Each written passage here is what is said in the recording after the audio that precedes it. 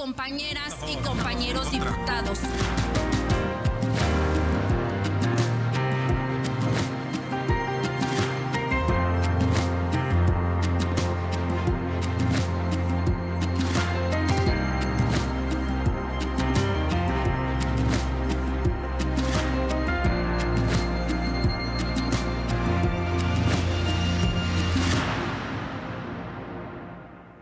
Hola, ¿qué tal? Un gusto que nos acompañen Voces del Congreso. A nombre de todas las personas que hacen posible esta producción, agradezco el favor de su atención.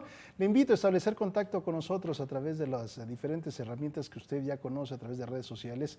También gracias a quienes nos ven en los diferentes sistemas de cable, ya sea en vivo o en la repetición, ya sea que nos sigue el día viernes o el domingo en la repetición de este espacio. Y es un gusto poder conversar con una persona que siempre responde a los llamados de Voces del Congreso y que siempre será un gusto poder platicar con él. Hugo Rangel, diputado, bienvenido. Gracias Eric, por aceptar de nueva cuenta esta invitación. un gusto estar aquí con ustedes y con toda la audiencia del sistema, que siempre es una audiencia muy inteligente.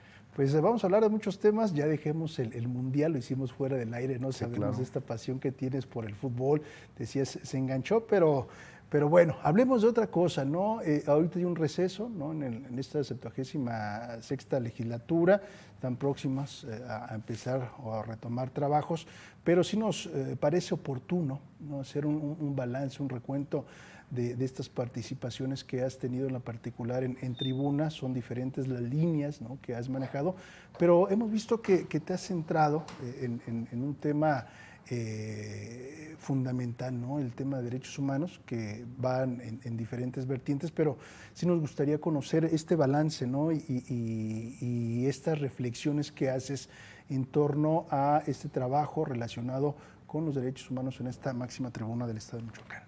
Sí, fíjate que hemos buscado pues empujar una agenda que no necesariamente es muy cómoda para los partidos políticos, porque representa todavía la lucha contra muchos prejuicios, contra muchos conceptos que vienen de una herencia, de una costumbre machista de nuestra sociedad, y contra la que hay que luchar, aun y cuando no nos genere rentabilidad electoral, y aun y cuando no podamos sacar adelante muchas de las iniciativas, pero lo hacemos como un acto de congruencia, como un acto de lealtad a nuestros principios. Y en ese sentido es que hemos decidido plantear algunos temas, poner en tribuna algunos temas que a nosotros nos parecen importantes y que tienen que ver con los derechos de la población diversa, con los derechos de los jóvenes, y también, por supuesto, con otro tema que para nosotros es fundamental, que es el de la democracia en los sindicatos. Entonces, más o menos en la vertiente de derechos humanos nos hemos enfocado en estos tres rubros, y nos da mucho gusto pues que algunas cosas hayan avanzado. Nos sentimos frustrados cuando algunas se quedan atoradas por estas situaciones de los prejuicios, de esta condición que todavía prevalece, estas reminiscencias de ese pasado que pareciera que ya dejamos atrás, pero que aún da coletazos. En ese sentido, ¿consideras que es un reflejo de la sociedad en ambas partes? Es decir, dentro de la sociedad continúan estas resistencias, pero también hay otro sector de la sociedad que busca estos caminos que estás proponiendo. ¿Lo ves así? Sí, hay encuestas, por ejemplo, la encuesta nacional de la juventud que realiza el INEGI, en donde tú puedes ver cómo los jóvenes ya no piensan o ya no tienen estos prejuicios que suele tener la población de un rango etario mucho más elevado. Por ejemplo, ya no hay oposición a la adopción de hijos por parte de matrimonios homoparentales o lesbomaternos, ya no hay oposición al tema de los matrimonios entre personas del mismo sexo, pero todavía pues en ciertos sectores muy conservadores de la sociedad prevalecen estas resistencias, insisto. Pero bueno, pues es parte del progreso, del cambio que vive la sociedad y parte de la situación o del momento histórico en el que nos encontramos, que muchos han definido como esta etapa de transición en la que lo viejo no acaba de morir y lo nuevo no acaba de nacer. Diputado, tenemos que hacer una pausa, regresamos para seguir platicando sobre estos temas, sobre otros también, y entrar también a estas propuestas que hace la producción en las secciones que tú ya conoces. ¿Te parece? Sí, claro. Hugo Rangel, el día de hoy aquí en Voces del Congreso. Pausa y regresamos.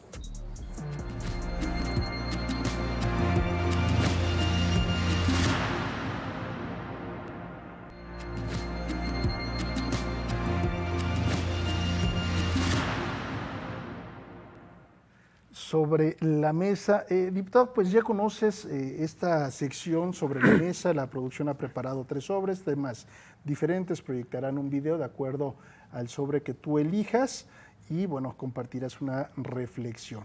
A, B o C. Vámonos con la A de Argentina. De Argentina, oye, se quedó en la orilla.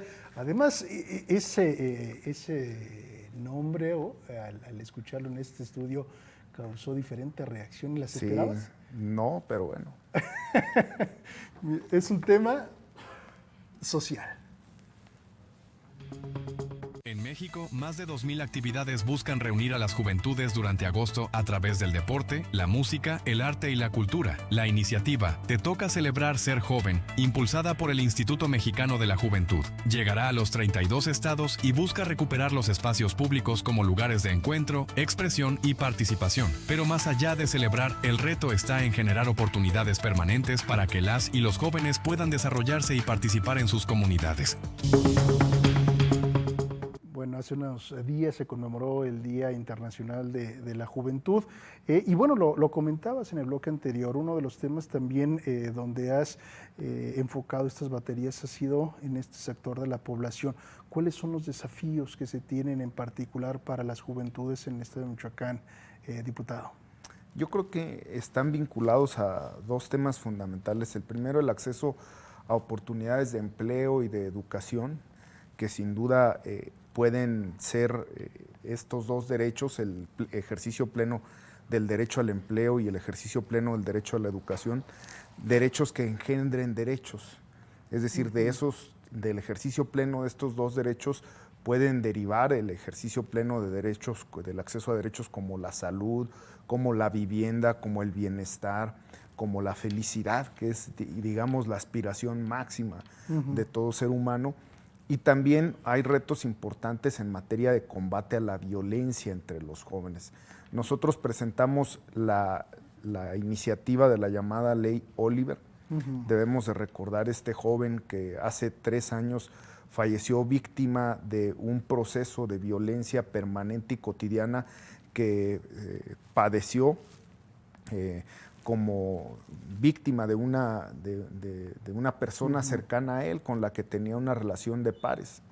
Y bueno, estudiando los patrones de comportamiento y estos patrones que se repiten en muchas relaciones entre pares, entre jóvenes de manera cotidiana y que resultan imperceptibles, pues nosotros hicimos el planteamiento de esta reforma a la ley de los jóvenes en el Estado para colocar como una facultad o como una obligación o una tarea sustantiva del Instituto de la Juventud el poder establecer protocolos para la detección, prevención y erradicación de este tipo de violencia entre pares, que lo vemos. Ocurre cuando con actos de celo, de hostigamiento, de acoso, de violencia cotidiana que penosamente en muchos casos derivan en violencia letal.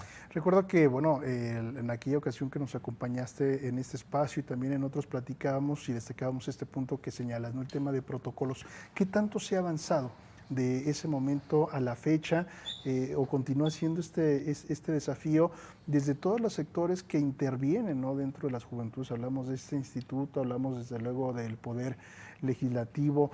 ¿Qué tanto hemos avanzado o se ha avanzado en este punto en particular, doctor? Mira, la iniciativa la presentamos, se aprobó, pero yo percibo ciertas inercias burocráticas, es decir, para muchas instituciones, incluyendo por supuesto el Instituto de los Jóvenes y estas instancias encargadas de atender a las juventudes, es más fácil reproducir las políticas públicas, las decisiones que se han venido tomando en el pasado. Y eso lo vemos en los presupuestos, es decir, el presupuesto de año con año el presupuesto del año es el copy-paste del año pasado. Y eso pues deriva en que no resulta complicado pues romper inercias y generalmente se reduce todo al tema de presupuesto, cuando yo estoy convencido de que muchas cosas se pueden resolver con un poquito de creatividad y de voluntad política. Hay que involucrar, hay que buscar involucrar y hacer que participen los padres de familia, por ejemplo. Yo no me explico por qué, si el chico que cometió este crimen en una escuela en Lázaro Cárdenas, si este chico lo anunció prácticamente en redes sociales, en reiteradas ocasiones, que iba a cometer esta situación, ¿por qué no tuvo a la mano o por qué no hubo en torno a él una red de contención que previniera esta situación? Y quizá estaríamos hablando de 2 vidas salvadas. Claro. Y de un muchacho que no hubiera echado a perder el resto de su vida. Claro, pues ahí es el tema, ¿no? Sobre la mesa y que habrá que darle seguimiento aquí en Voces del Congreso con el diputado Hugo Rangel.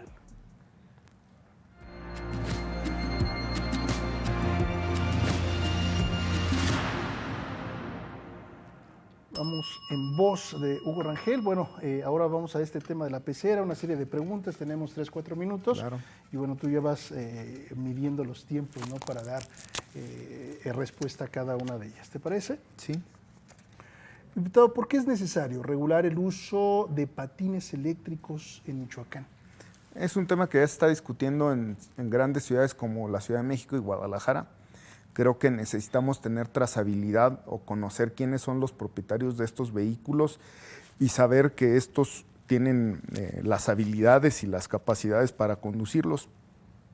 Yo personalmente he sido testigo de 2 personas adultas mayores que han sido arrolladas prácticamente por estos famosos scooters, y es imposible técnicamente para la autoridad dar con el responsable de este tipo de accidentes y pues hacerlos De ahí la necesidad de la responsables. regulación, ¿no? De ahí la necesidad de la regulación. Además, necesitamos saber o ponerle un límite a la velocidad con la cual se conducen, restricciones en términos de los lugares en donde pueden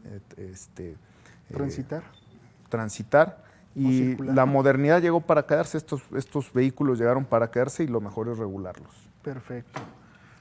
Otra pregunta, diputado. ¿Qué se necesita para modernizar el transporte público en el estado de Michoacán? Yo he sido, al principio de la legislatura era crítico del teleférico y del Morebús. ¿Te ha cambiado la Pero me percepción? parece que a raíz de que he conocido los estudios en los cuales se sustentaron, me parece que son decisiones que apuntan en el sentido correcto. Es decir, se desarrolla infraestructura para seguir favoreciendo el transporte público y apuntar hacia apostarle a esa modalidad en la movilidad y no seguir apostándole a la construcción de más infraestructura para el transporte en vehículos privados o en coches particulares. Creo que eso fue la apuesta durante mucho tiempo y es una apuesta equivocada que saturó nuestra ciudad, Morelia, Uruapan, nuestra ciudad de Zamora, de este tipo de vehículos e incluso orilló a muchos ciudadanos a apostarle por la movilidad a través de motocicletas con todo el riesgo para la seguridad que esto implica. Entonces, me parece que estas decisiones de apuestas por el transporte masivo y semimasivo van en el sentido correcto y en torno a ellos se pueden engarzar otro tipo de mecanismos de transporte como es el transporte colectivo. Perfecto. Otro tema, veamos, tiene que ver, ¿qué pendientes existen en la entidad de Michoacán para garantizar los derechos de la diversidad sexual? Un poquito de lo que platicábamos al arranque, ¿no? Hemos presentado iniciativas, hay un exceso de iniciativas presentadas, por ejemplo, en materia de combate a las famosas terapias o esfuerzos de conversión. Creo que ese acto o ese ejercicio de buscar invadir la decisión privada, individual de cada individuo sobre su cuerpo es un atentado en contra de la dignidad humana. Además, muchos de estos esfuerzos de conversión son verdaderamente, se convierten en actos vejatorios de la salud, de la condición psicológica de cada individuo, y me parece que debemos de avanzar en combatirlos. Otro tema, pues sin duda, es el de la suplantación de las acciones afirmativas en materia electoral. Nosotros presentamos una iniciativa en ese sentido, no transitó porque, insisto, prevalecen inercias. Otro de los temas, ¿cómo debe definirse una tarifa justa para el transporte público? Nosotros lo planteamos ya en una reforma que se aprobó. Debe de prevalecer no solo el interés del usuario, no solo la economía del usuario, sino también la economía del transportista. Los choferes, los concesionarios son pues también ciudadanos que tienen familia, que tienen derecho a tener un ingreso justo y digno. Entonces nosotros planteamos en esta reforma que ya no sea un criterio político el que defina el cambio de las tarifas o la revisión de las tarifas, sino que sean criterios técnicos, variables económicas, las que permitan redefinir la tarifa año con año, el índice nacional de precios al consumidor, el costo de los insumos básicos del transporte, el precio de la canasta básica, el salario mínimo, al menos esos 4 elementos están incluidos ya en la ley. Perfecto. Nos queda un minuto, creo que sí nos da tiempo para dar salida a otra pregunta. ¿Cuál es su postura sobre la licencia del fiscal general del Estado de Michoacán? Pues ya la aprobamos, ya está toro pasado, pero creo que no es la licencia pues no es un cheque en blanco, no era un cheque en blanco, ni tampoco fue un acto de apoyo político. Creo que hay tareas pendientes para consolidar la fiscalía y creo que a futuro debemos de revisar esta figura jurídica de la licencia para cerrarle el paso en decisiones futuras y que la fiscalía no se convierta en un trampolín político. Perfecto, pues ahí está, en voz de Hugo Rangel, aquí en Voces del Congreso. Hacemos una pausa, regresamos con más.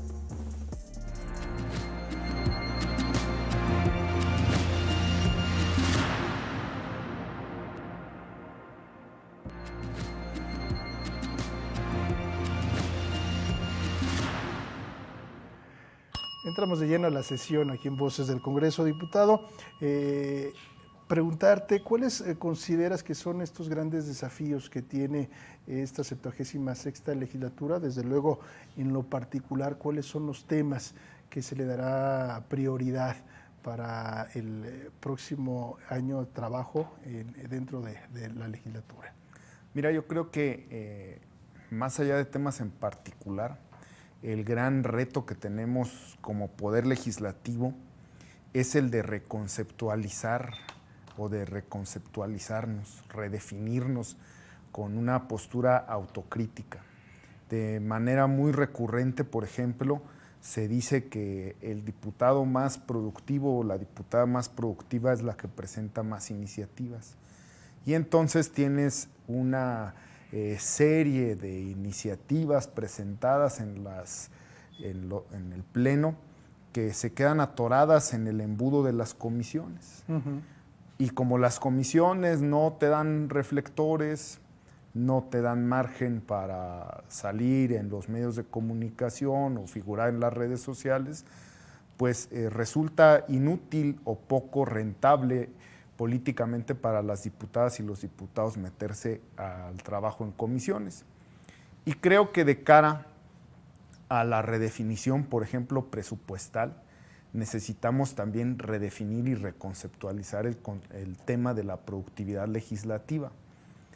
Y en la medida en la que la reducción de presupuesto derive, por ejemplo, en una menor cantidad de personal que labore en el Congreso, en una menor cantidad de recursos que ejerza el Congreso, pues sin duda alguna el Congreso va a tener que verse orillado a revisarse integralmente en su funcionamiento y a revisar este concepto de productividad legislativa. Entonces, creo que ya no le tocará a esta legislatura el tema de la redefinición presupuestal, pero creo que podemos dejar sembrada una semilla, cuando menos en términos de la narrativa, de cómo debe operar el Congreso de cara a una mejor evaluación o a la aspiración que pudiéramos tener de una mejor evaluación ciudadana hacia las diputadas y los diputados y sus funciones.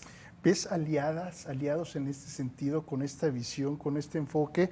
Al inicio decías que también había estos grandes vicios, ¿no? A veces estas visiones en el interior de la legislatura.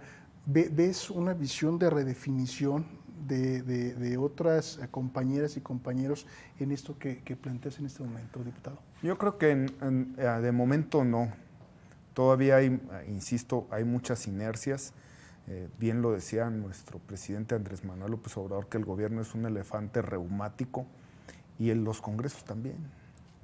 Entonces, pero creo que esta sacudida que implica el famoso Plan B y la redefinición presupuestal va a ayudar a que de manera obligada veamos otra forma de hacer política desde el Congreso. Muchos diputadas y muchos diputados se ven como gestores, cuando la realidad es que esa es una función importante, pero no sustancial, no sustantiva del Congreso. La función sustantiva del Congreso es el debate, la conciliación, la búsqueda de acuerdos para construir dos instrumentos fundamentales en la vida pública del Estado y del país, que son nuestro marco jurídico y el presupuesto. Nos queda un minuto y medio. Diputado, ¿algo más que quisieras compartir a través de este espacio público? Pues estamos nosotros, yo particularmente en este periodo de receso legislativo, visitando algunas colonias, localidades de Morelia. Nos seguimos encontrando con los ciudadanos, con la sociedad, y vemos muchas inquietudes y yo espero al menos en lo particular estar a la altura y dejar un legado en esta legislatura que pueda verse reflejado pues, en algunas leyes que ayuden a mejorar la situación en la que viven muchos jóvenes, muchas personas de la diversidad, muchos productores, en la que viven muchas morelianas, morelianos, michoacanas y michoacanas. ¿Algunas voces que hayas encontrado? Nos parece que sigue habiendo pues, demandas importantes, rezagos importantes, por ejemplo, en materia de regularización de la propiedad de la tierra. Una buena parte del territorio de la ciudad capital y de las grandes ciudades está poblado por viviendas que no tienen regularizada su situación jurídica, la situación jurídica de sus posesionarios.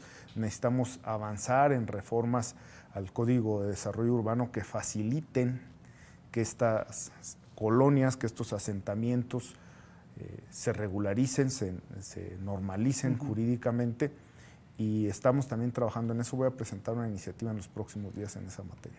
Y seguramente le vamos a estar dando seguimiento. Hugo Sí. Rangel, diputado, muchísimas gracias como siempre por acudir a este llamado de voces del Congreso. Muchas gracias, Eric, estamos a la orden. Y gracias a usted, a nombre de toda la producción que hace posible este espacio, agradecemos su atención. Mi nombre es Eric Serpa, pásela bien. Por favor, diputado. Gracias. El saltito. Compañeras y compañeros diputados.